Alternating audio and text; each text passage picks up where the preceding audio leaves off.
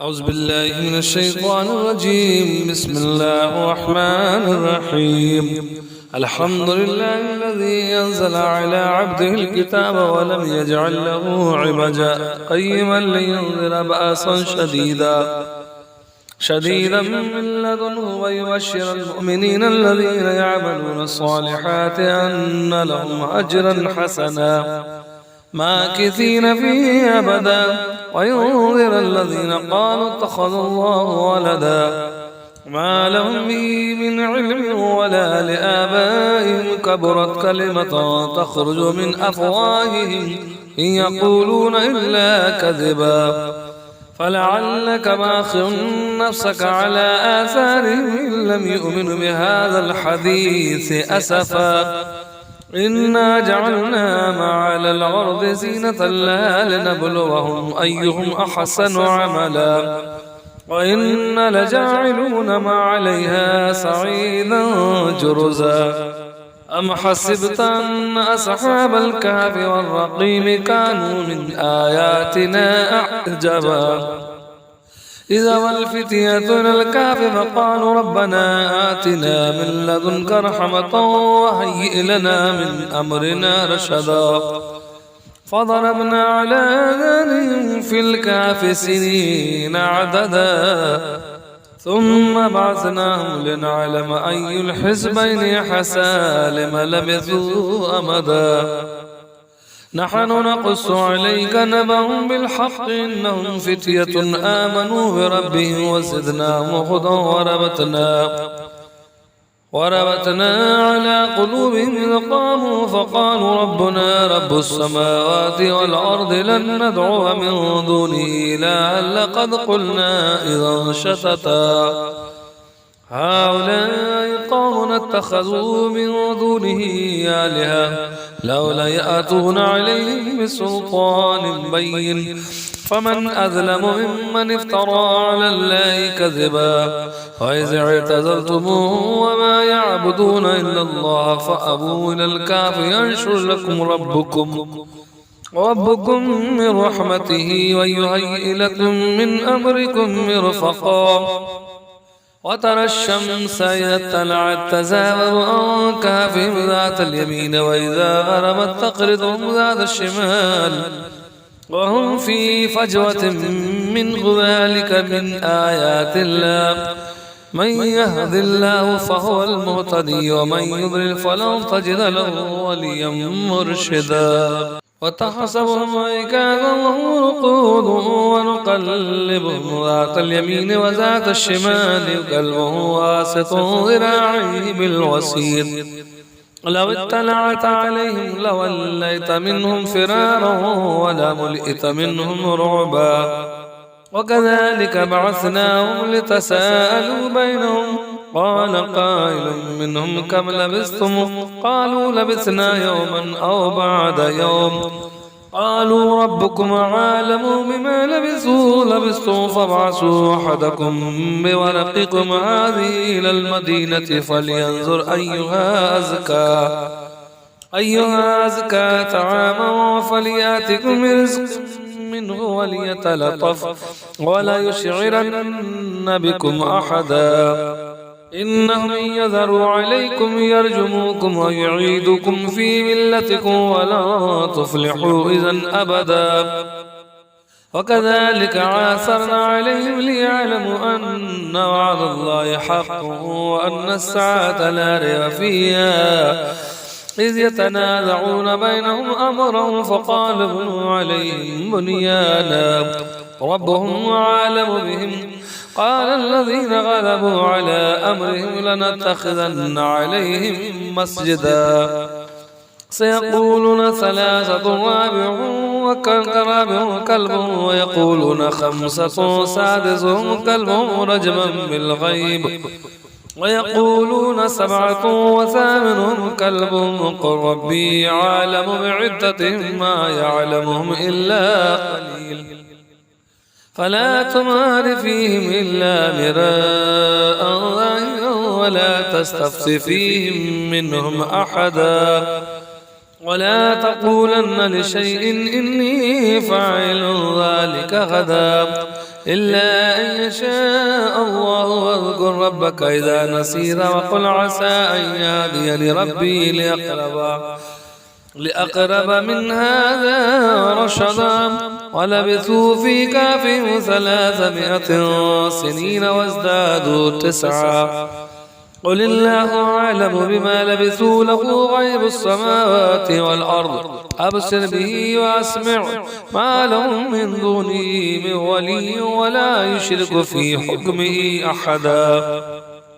واتل ما أوحي إليك من كتاب ربك لا مبدل لكلماته ولا تجد من دونه ملتحدا. واصبر نفسك مع الذين يدعون ربهم بالغداة والعشي يريدون وجهه ولا تعد عيناك عنهم تريد زينة الحياة الدنيا. ولا تطع من أغفلنا قلبه عن ذكرنا واتبع هواه وكان أمره فرطا. وقل الحق من ربكم فمن شاء فليؤمن ومن شاء فليكفر.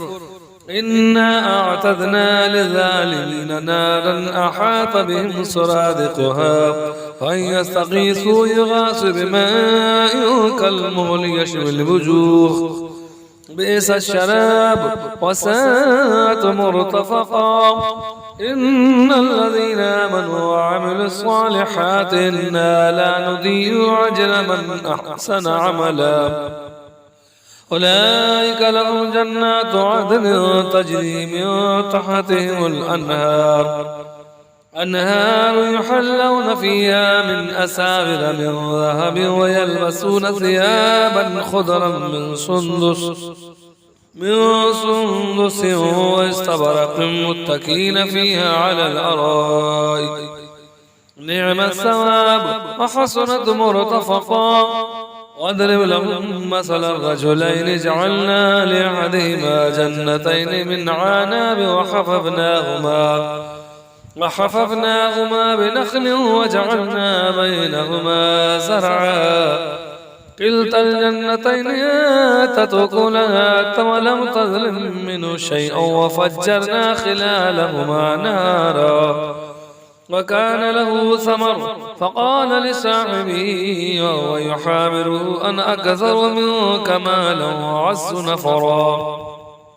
ودخل جنته وهو ظالم لنفسه قال ما أظن أن تبيد هذه أبدا وما أظن الساعة قائمة ولئن رددت إلى ربي لأجدن خيرا منها منقلبا. قال له صاحبه وهو يحاوره أكفرت بالذي خلقك من تراب ثم من نطفة ثم سواك رجلا لكن هو الله ربي ولا أشرك بربي أحدا. ولولا إذ دخلت جنتك قلت ما شاء الله لا قوة إلا بالله إن ترني أنا أقل منك مالا وولدا. فعسى ربي أن يؤتيني خيرا من جنتك ويرسل عليها حسبانا من السماء فتصبح صعيدا زلقا أو يصبح ماء غورا فلن تستطيع له طلبا. أحيط بثمره فأصبح يقلب كفيه على ما أنفق فيها وهي خاوية على عروشها ويقول يا ليتني لم أشرك بربي أحدا. ولم تكن له فئة ينصرونه من دون الله وما كان منتصرا. هنالك الولاية لله الحق هو خير ثوابا وخير عقبا. واضرب لهم مثل الحياة الدنيا كماء إن أنزلناه من السماء فاختلط به نبات الأرض فأصبح حشيما تذروه الرياح وكان الله على كل شيء مقتدرا. المال والبنون زينة الحياة الدنيا والباقية الصالحات خير عند ربك ثوابا وخير عملا. ويوم نسير الجبال وترى الأرض باردة وحشرناهم فلم نغادر منهم أحدا وعرضوا على ربك صفا لقد جئتمونا كما خلقناكم أول مرة بل زعمتم أن لن نجعل لكم موعدا. ووضع الكتاب فترى المجرمين مشفقين مما فيه ويقولون يا ويلتنا ما لهذا الكتاب لا يغادر صغيرة ولا كبيرة إلا أحصاها ووجدوا ما عملوا حاضرا ولا يظلم ربك أحدا. وإذ قلنا للملائكة اسجدوا لآدم فسجدوا إلا إبليس كان من الجن ففسق عن أمر ربه أفتتخذونه وذريته أولياء من دوني ولم هم لكم عدو بئس للظالمين بدلا. ما أشهدتم خلق السماوات والأرض ولا خلق أنفسهم وما كنتم متخذ المضلين عددا. ويوم يقولون ادعوا شركائي الذين زعمتم فدعوهم فلم يستجيبوا لهم وجعلنا بينهم موبقا. ورأى المجرمون النار فظنوا أنهم واقعوها ولم يجدوا عنها مصرفا. ولقد صرفنا في هذا القرآن للناس من كل مثل وكان الإنسان أكثر شيء جدلا. وما منع الناس أن يؤمنوا إذ جاءهم الهدى ويستغفروا ربهم إلا أن تأتيهم سنة الأولين أو يأتيهم العذاب قبلا. وما نرسل المرسلين إلا مبشرين ومنذرين ويجادل الذين كفروا بالباطل ليدحضوا به الحق واتخذوا آياتي وما أنذروا هزوا. ومن أظلم ممن ذكر بآيات ربه فعرض عنها ونسي ما قدمت يداه. إنا جعلنا على قلوبهم أكنة أن يفقهوه وفي آذانهم وقرا وإن تدعوهم إلى الهدى فلن يهتدوا إذا أبدا. وربك الغفور الرحمة لو يؤاخذهم بما كسبوا لعجل لهم العذاب ولهم موعد لن يجدوا من دونه موئلا. وتلك القرى أهلكناهم لما ظلموا وجعلنا لمالكهم موعدا. وإذ قال موسى لفتاه لا أبرح حتى أبلغ مجمع البحرين أو أمضي حقبا فلما بلغ مجمع بينهما نسي حوتهما فاتخذ سبيله في البحر سربا. فلما جاوزا قال لفتاه آتنا غدانا لقد لقينا من سفرنا هذا نسبا. قال أرأيت إذا أوينا إلى الصخرة فإني نسيت الحوت وما أنسانيه إلا الشيطان أن أذكره واتخذ سبيله في البحر عجبا. قال ذلك ما كنا نبغي فارتد على آثارهما قصصا فوجد عبدا من عبادنا آتيناه رحمة من عندنا وعلمناه من لدنا علما. قال له موسى هل أتبعك على أن تعلمني مما علمت رشدا. قال إنك لن تستطيع معي صبرا وكيف تصبر على ما لم تحط به خبرا. قال ستجدني إن شاء الله صابرا ولا عاصي لك أمرا. قال فإن اتبعتني فلا تسألني عن شيء حتى أحدث لك منه ذكرا. فانطلقا حتى إذا ركبا في السفينة خرقها قال أخرقتها لتغرق أهلها لقد جئت شيئا إمرا. قال ألم أقل إنك لن تستطيع معي صبرا. قال لا تؤاخذني بما نسيت ولا ترهقني من أمري عسرا. فانطلقا حتى إذا لقي غلاما فقتله قال قتلت نفسا زكية بغير نفس لقد جئت شيئا نكرا. قال ألم أقل لك إنك لا تستطيع معي صبرا. قال إن سألتك عن شيء بعدها فلا تصاحبني قد بلغت من لدني عذرا. فانطلقا حتى إذا أتيا أهل قرية استطعمها آلا فأبوا أن يضيفوهما فوجد فيها جدارا يريد أن ينقض فأقامه. قال لو شئت لاتخذت عليه أجرا. قال هذا فراق بيني وبينك سأنبئك بتأويل ما لم تستطع عليه صبرا. أما السفينة فكانت لمساكين يعملون في البحر فأردت أن أعيبها وكان وراءهم ملك يأخذ كل سفينة غصبا. وأما الغلام فكان أبواه مؤمنين فخشينا أن يرهقهما طغيانا وكفرا. فأردنا أن يبدلهما ربهما خيرا منه زكاة وأقرب رحما.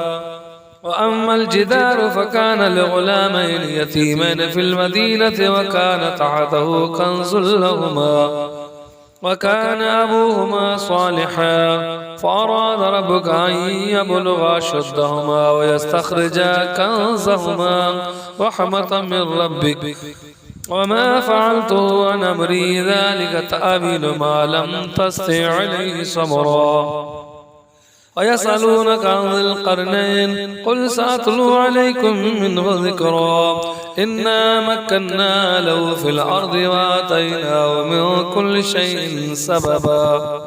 فأتبع سببا حتى إذا بلغ مغرب الشمس وجدها تغرب في عين حمية ووجد عندها قوما. قلنا يا ذا القرنين إما أن تعذب وإما أن تتخذ فيهم حسنا. قال أما من ظلم فسوف نعذبه ثم يرد إلى ربه فيعذبه عذابا نكرا. وأما من آمن وعمل صالحا فله جزاء الحسنى وسنقول له من أمرنا يسرا. ثم أتبع سببا حتى إذا بلغ مطلع الشمس وجدها تطلع على قوم لم نجعل لهم من دونها سترا. كذلك وقد أحطنا بما لديه خبرا. ثم أتبع سببا حتى إذا بلغ بين السدين وجد من دونهما قوما لا يكادون يفقهون قولا. قالوا يا ذا القرنين إن يأجوج ومأجوج مفسدون في الأرض فهل نجعل لك خرجا على أن تجعل بيننا وبينهم سدا. قال ما مكني فيه ربي خير فاعينوني بقوة أجعل بينكم وبينهم ردما. آتوني زبر الحديد حتى إذا ساوى بين الصدفين قال انفخوا حتى إذا جعله نارا قال آتوني أفرغ عليه قطرا. فما استطاعوا أن يذروه وما استطاعوا له نقبا. قال هذا رحمة من ربي فإذا جاء وعد ربي جعله دكاء وكان وعد ربي حقا. وتركنا بعضهم يومئذ يموج في بعض ونفخ بالصور فجمعناهم جمعا. وعرضنا جهنم يومئذ للكافرين عرضا. الذين كانت أعينهم في غطاء عن ذكري وكانوا لا يستطيعون سمعا.